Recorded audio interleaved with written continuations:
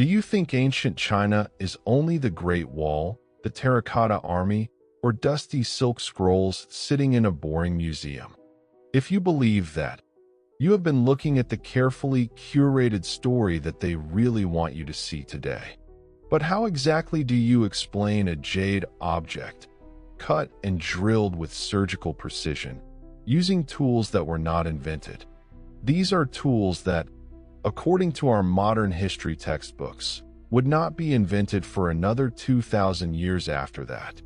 Today, we are looking at 7 specific objects, where the official textbook explanation simply stops and leaves us guessing the truth. China is usually described in terms of 5,000 years of total continuity, dynasties, scholars, and very ancient written records kept. But somewhere inside all of that documentation, there are strange gaps that exist in museum cases right now for everyone. 7 objects, 7 mysteries. Each one is very real, each one is dated, and each one leaves questions hanging in air. We will start with something small enough to hold in your hand, and old enough to predate metal tools entirely today. 5,000 years ago, along the lower Yangtze River, the Liangzhu culture was burying its elite with something very strange indeed. They were burying them with jade cylinders that were square on the outside but also perfectly round on the inside clearly. Here is the massive problem. Jade is incredibly hard, sitting close to tempered steel on the scientific Mohs hardness scale today. The people who made these objects had no bronze, no iron, and nothing harder than the jade they were carving then. And yet, somehow, they drilled straight, cylindrical holes through solid jade blocks with walls so even and consistent across the pieces. The official explanation provided is abrasive core drilling, using sand as the cutting agent and cord or bamboo as the simple tool. And technically, that is possible. But here is what that explanation does not cover. If it took months of hard work, why were these produced in such massive industrial numbers? And why is there zero variance in the thickness of the walls? This was not just patient, trial and error experimentation. It was a highly refined system of mastery that defies our current historical understanding. What were they actually cutting with that we are not seeing in the archaeological record today? That question stays completely unanswered. Moving on, we travel to the year 1986 in Sichuan province, where workers hit something that did not belong. What came out of the ground did not look like anything else from the long, established history of Bronze Age China. Massive bronze masks, some over a meter wide, with faces that do not look human, stared back at the shocked workers. They had eyes that protruded outward in cylinders, looking like they were staring through binoculars, and ears stretched into strange shapes. None of it looks like the bronze work from the Han Dynasty heartland, the center of civilization at that specific time. There is no before for these objects. There are no simpler early versions or clumsy first attempts that gradually grew better. They just appear, fully mastered, in these sacrificial pits, and then the culture that made them all but disappears from history. The Shu Kingdom, the presumed creator, appears in ancient texts only as a tiny, barely mentioned footnote in the later records. How does a culture this advanced leave behind such incredible objects, but almost no name, no story, and no clear explanation? We do not know, and neither, it turns out, does anyone else, including the people who built the famous structure today. We all know the Terracotta Army, but those soldiers are just the outer guard, not the main event of the story. Beneath a massive earthen mound nearby lies the actual tomb of Emperor Qin Shi Huang, and it has never been opened. The ancient historian Sima Qian wrote in her book that the tomb contains a model of the entire empire, with rivers of liquid mercury. For a long time, that description was treated the way most ancient accounts are treated, as exaggeration and mere myth-making efforts. Then, decades ago, scientists tested the soil around the burial mound and found that the mercury levels were abnormally, impossibly high. Suddenly, a 2,000-year-old written account that sounded like pure fantasy started lining up with the physical evidence in the ground today. But we have ground-penetrating radar, and we have remote sensing technology that can map structures without ever breaking the surface area. It is not that we cannot look. It is more like we looked, and we are not telling you what found. What is actually down there? And in 2,200 years is the excuse that we are not ready enough. We are going to come back to that question. But first, let us go somewhere else to a much less famous. In Anhui province, archaeologists uncovered burials from a culture that flourished around the same era as the Liangzhu, but quite differently. Among the finds were jade carvings combining multiple animals into a single object, such as an eagle with strange pig heads. Dragon and phoenix forms were merged together and engraved with fine, symmetrical lines that mirror each other perfectly across the surface. Remember the jade song from earlier? We have the same hardness problem and the same lack of effective, hard metal tools. But this time, it is not just drilling, it is micro-engraving, with thin, precise lines carved into the hardest materials available.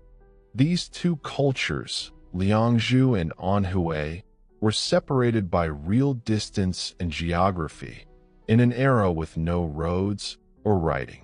And yet, independently, both of them solved an extremely hard problem: how to shape and decorate jade with perfect, high control. Did this knowledge spread between these cultures faster and more widely than anything else we know about from this distant period? Or did two separate groups of people, with no contact, each discover how to do something this difficult on their own? Neither answer is simple, and neither one fully explains what we are looking at in these museum cases around the world. Let us jump forward to the spring and autumn period, still over 2,000 years ago, but centuries after the Sangsingui. At a site called Homa in Shaanxi province, archaeologists found something unusual: not finished bronze objects, but the ancient molds used. Tens of thousands of fragments of clay molds were designed for mass production of bronze vessels, weapons, and very ornate decorations. This is where it shifts from look at this beautiful object to look at the massive, organized system behind it all. The molds show evidence of standardized parts, interchangeable sections that could be combined in different ways to create variations of designs. The molds show evidence of standardized parts, interchangeable sections that could be combined in different ways to create variations of designs. We do not usually think about ancient bronze casting in terms of industrial scale standardization. We think of individual, highly skilled craftsmen. But the molds at Homa suggest something else: a level of organization, planning, and repeatable process associated with much later periods. So here is the open question this one leaves behind. If this level of standardized production existed this early in history, now, something that takes the jade obsession from earlier objects and pushes it to its most extreme and terrifying visual form. During the Han Dynasty, members of the royal family were sometimes buried in full-body suits made entirely of precious jade. Thousands of small rectangular plates, each one cut, shaped, and drilled with tiny holes at the corners, and then sewn together. Depending on the rank of the person inside, they used gold, silver, or silk thread to hold the heavy plates together. Some of these suits used over 2,000 individual jade pieces, with each piece shaped and fitted to the human body. The belief was that jade preserved the body, acting as a literal armor for the afterlife and a barrier against decay.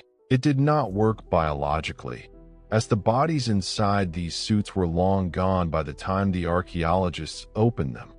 But here is the detail that sticks with you. Almost every one of these tombs had been robbed centuries before now. Valuables were gone, but the jade suits were often left behind, mostly intact, sitting in the dark, cold, ancient stone tomb. Why would grave robbers leave behind something made of jade, a material that valuable? Because pulling apart 2,000 wired plates, it was just not worth the time, as the suit that was built to protect a body ended up being too. And now, for the finale, the object that, more than any other, sits right on the edge between explained and unexplained. During the Han Dynasty, craftsmen made polished bronze mirrors, solid discs with intricate patterns cast into the back of the mirror. Here is what these mirrors do. Hold one up so it reflects sunlight onto a wall, and the pattern appears clearly, as if the bronze itself were transparent, and as if light were passing straight through solid metal to project the design. For centuries, people had no idea how this was possible, assuming it was a trick or that the mirrors were hollow. Eventually, modern researchers figured out the mechanism, realizing the front surface of the mirror is not actually a perfectly flat plane. It has microscopic variations in curvature, so faint they are invisible to the eye and untouchable by hand, which reflect light. When light reflects off those microscopic variations, it recreates the pattern, but we still do not understand how they managed this. How Han Dynasty craftsmen, working without any way to measure curvature at that scale, controlled it consistently. This is not a one-off fluke, as multiple surviving mirrors show this effect, which means someone was working with extreme precision. We solved the what, but we never solved the how or the who, which is the most frustrating part of all. A jade cylinder drilled without metal, a vanished kingdom, and a 2,000-year-old sealed tomb that matches an account once called myth. A second jade culture, a bronze production system that looks like an assembly line, a burial suit, and a magic mirror. 7 objects, 7 materials, periods, and regions, and every single one ends the same way. Official record, date, and question. Which of these 7 surprised you the most? Let us know in the comments, and if this showed you something new. Next time, we go back to that tomb, because what the radar found beneath that mound has never been fully released.